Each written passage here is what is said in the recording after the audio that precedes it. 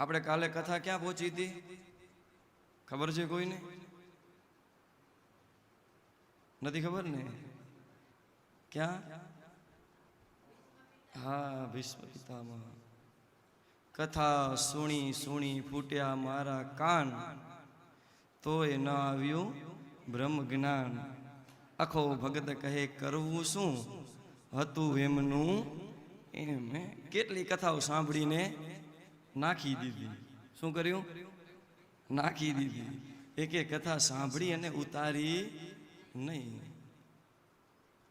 એક વેવાઈએ એના ઘરે કથા કરી. સામસામે બંને વેવાઈ પક્ષ હતા અને વેવાઈને એમ થયું કે મારે વેવાઈના ઘરે જવું છે. આમંત્રણ આપ્યું વેવાઈએ. મને હરખ થયો કે વેવાઈનું ઘર છે એટલે મારે જવું તો પડશે. એને ઘણું કે મારે કથા સાંભળવી છે, ભગવાનની કથા મને સાંભળવી છે. વેવાઈનું આમંત્રણ. 2 દી પહેલા પહોંચી ગયા વેવાઈના ઘરે કે ભાઈ કાંક કામ કરાવશો, બધું કરાવશો. પહોંચી ગયા કથા સાંભળવા માટે. કહેવાય ને કે પોથી યાત્રા નીકળી. પોથી યાત્રા નીકળી, ખૂબ ધામધૂમથી મોટું આયોજન.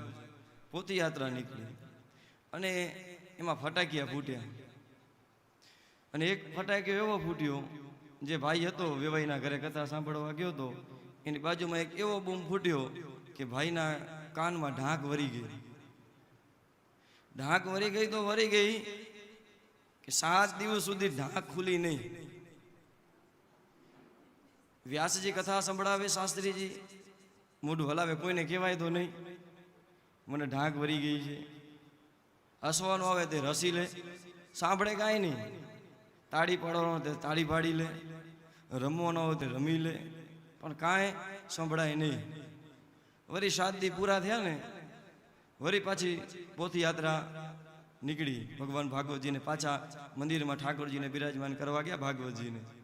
એટલે ફરી એક ફટાકીઓ ફોડ્યો એટલે ફરી ઢાંક ખુલી ગઈ. એટલે ભાગ્યમાં હોય ને તો આ બધું પ્રાપ્ત થાય છે. ભાગ્યો દઈને બહુ જન્મ સમર જીતે ને.